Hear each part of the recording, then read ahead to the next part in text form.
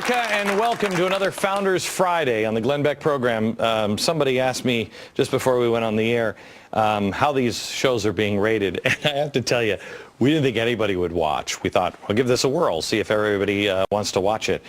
They're wildly highly rated, and I thank you for watching. There is a hunger in America for the truth, and tonight, I think we're going to blow your mind. You're going to have to ask yourself a couple of questions by the end of the program. Why would our schools leave all of this history out? I mean, this is some of the greatest American story that you've ever heard.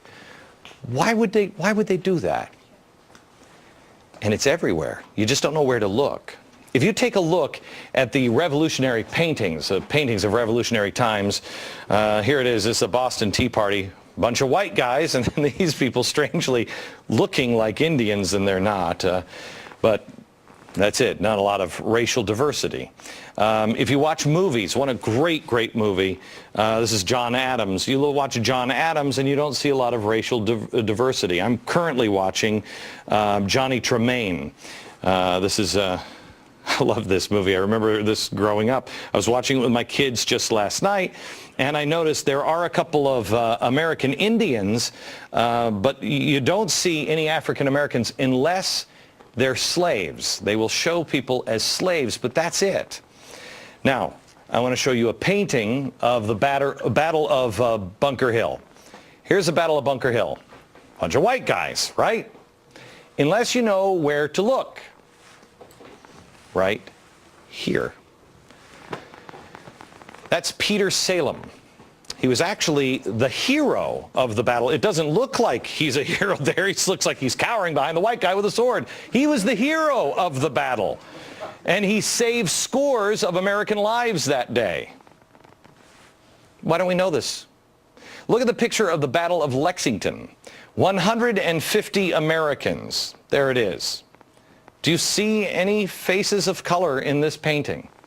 They were all members of the Reverend Jonas Clark's church. They went out. They were actually, if I'm not mistaken, David, they were in church at the time, right? He called them together at church, okay. Yes. So we called together at church and then said, let's go. And they went to defend their town. When the shot heard around the world was over that day, there were 18 Americans lying on the ground. What you don't see in this painting are the equal numbers of whites and blacks. They were white and black patriots. It was a mixed church. Did you even know that happened? One of those injured patriots on the ground in this painting was a black man named Prince Estabrook. I bet you never heard of Prince Estabrook before. How about the painting of George Washington crossing the Delaware? Bunch of white guys, right? No. Look here, African American, helping row the boat across. You know what his name was? Prince Whipple. He fought alongside Washington during the Revolution. Take a look at this one, this painting of, this is the Marquis de Lafayette. If you look at this, you just think, oh yeah, and then he made his slave dress up like I don't know what. But that's what you would think, right? This guy is incredibly important. This guy may have won the Revolutionary War. James Armistead was his name. How did he win the Revolutionary War? Double spy. I'm going to let David tell the story here in a minute, but basically the Brits thought that he was spying for them, but he was spying for General Washington. He'd give the Brits bad intel and reveal the good critical information to General Washington. Did you know this story? Why? I'm so tired of people saying, well, it was just the white people, white people, white people. No. No. Why are we intentionally leaving others out? There are black founders. Let me ask the audience. How many of you can name one person of these pictures? Only one. How many can name only one? Most people, right? Am I mistaken saying it's Frederick Douglass? Okay. How many can name two of the people here? We've got 6, 8 people. How many can name 3? 4. How many can name 4? 1. And that's David Barton's wife. David, come on up. This is our good friend David Barton. He is the founder and president of Wall Builders, also author of Setting the Record Straight, American History in Black and White. Come on up and sit here. We also have Lucas Morell. Lucas is a professor at Washington and Lee University in Virginia. Welcome. And he is also the author of Lincoln's Sacred Effort. Okay. David, where do we start? Maybe we should start with James Armistead. Yeah, the spy. It's a great one, because James Armistead, after the Battle of Richmond, he's in Virginia, and a lot of the battles do not happen in Virginia. But after the siege of Richmond, he's there. He sees what the British have done in his home state, and he goes to enlist. He said, "I want to help." And he really, I don't know why, but he liked Lafayette. He went to Lafayette, young French general, 19 years old, said, "I want to fight with you." And so they make this agreement, and what happens is James Armistead goes over to Benedict Arnold's camp. He's a British general then, traitor British general.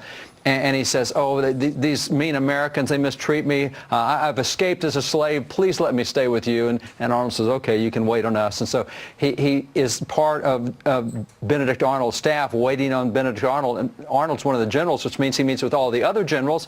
So he's meeting with Cornwallis all the time. And so James Armistead is just serving them and doing all the right stuff and just picking up intelligence like crazy.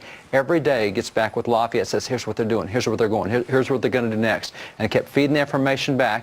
And Cornwallis in this time got really comfortable with James and said, "You know, I don't want to ask you to do something you don't want to do, but would you consider being a spy against your former guys there, the Americans? Would you be a British spy and tell us what they're doing?" He said, "Yeah, I guess if you want me to, I will. You know, if you're going to force me to, I will." So he goes back. It'd be tough getting across the lines, though, but I'll risk it for you. I'll try it. Right. So he ends up saying, "Yeah, I'll do it." And what happens is when they leave Richmond, they decide that they're going down to Yorktown, and they're going to go down there. So what happens is Armistead's fed all that information to Washington and Lafayette. They're going to Yorktown. And he's let the British know that, oh, there's no Americans around down there. It's a real safe place to go. The Americans are elsewhere. So the British the British fleet drops the soldiers off in Yorktown, and the fleet takes off because there's no Americans around. Right then, the French fleet came in and blockaded the port, so the British couldn't get their ships back. And now we've got all the American troops waiting for them when they got up. They're pinned in on the peninsula. Can't go anywhere. So he probably cut months, maybe years off the revolution by what he did. Now, it's really cool. He liked Lafayette so much that he went back and got his name changed legally from James Armistead to James Lafayette. He loved Lafayette. And so Lafayette left America in 1784, went back to France. He came back here in 1824 for his farewell tour. Last time he's going to be in America. He's an old man. There's a painting of Lafayette that hangs inside the House chambers, the U.S. Congress, of Lafayette, the old man, on his farewell tour. And everywhere Lafayette went, there were hundreds of thousands of Americans lining the roads.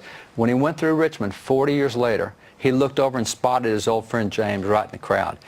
Picked him out, called him by name. They went and hugged and embraced, and it was really cool. Why do we not know this story, because really, you talk to African Americans, and they'll say, "Well, I mean, I think I had Al Sharpton say this to me. Well, you give me somebody like Rosa Parks up there. He said this about these three gentlemen. Yeah. You get rid of all the white guys. You give me somebody like Rosa Parks up there. Why don't you have any color there?"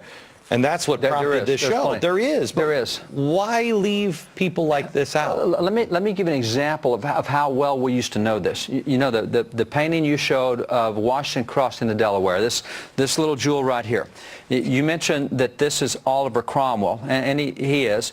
But up here are Prince Whipple, but the other one's Oliver Cromwell. There's actually two blacks in the front of that boat, and they served not as slaves. They were free men who served with Washington on the general staff throughout the Revolution from start to finish. Now, this painting that you showed was done in 1851 by German, and it was done in Europe. It wasn't done in America. It was done in Europe to show the Europeans, here's what the American Revolution looked like, which meant back then we knew blacks were involved, whites were involved. At the back of the boat, there's actually a lady dressed up in men's clothes. Put this back up. Put the George Washington crossing the Delaware over, because I find it interesting, because I looked into the history of this as well. See, they believe what he did was Go ahead. I point it. Yeah, heard right.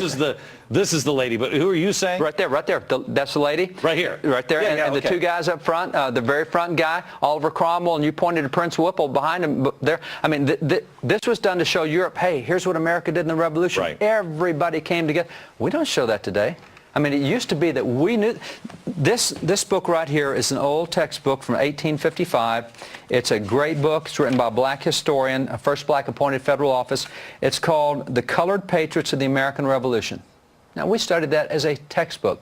That is not a skinny little book that we have there. I mean, there's a lot of patriots in the American Revolution that we studied.